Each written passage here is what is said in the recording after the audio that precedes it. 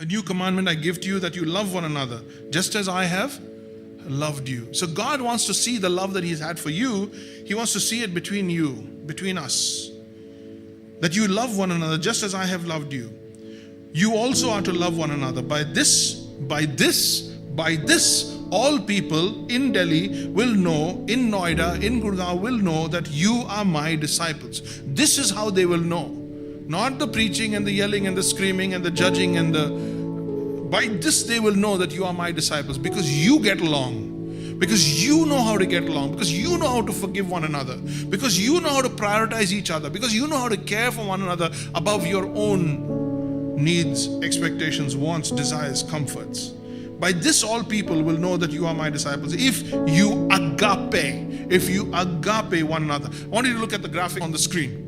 But I want you to particularly look at where it says, I want you to love one another.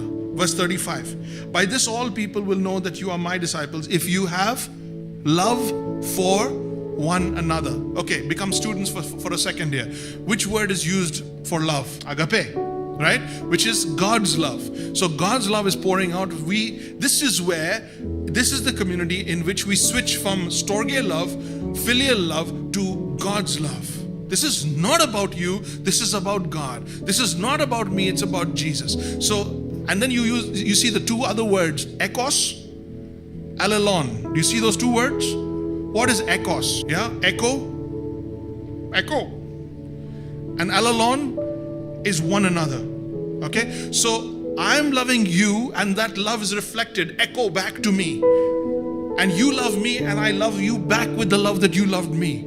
So that takes both to be committed to loving with God's love. One loves with God's love, another one receives it as filial love or storge love, or even worse, erotic love. Khalas.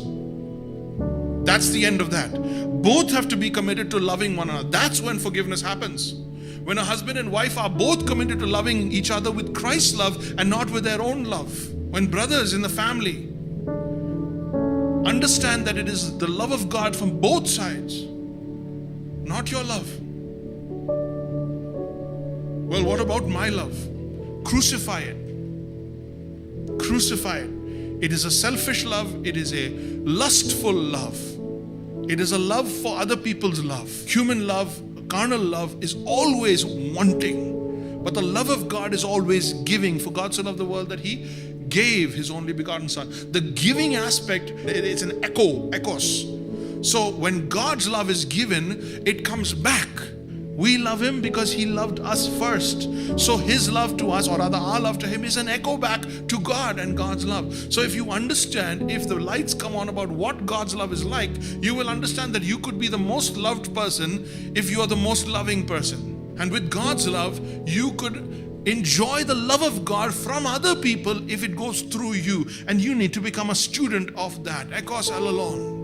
Ekos allelon, love one another. And when God says, I want you to love one another, He pours that love to you, for her, for him, pours that love to her, to him, for you. And the whole community shows up with the love of God. And that's when all peoples will know that you are my disciples.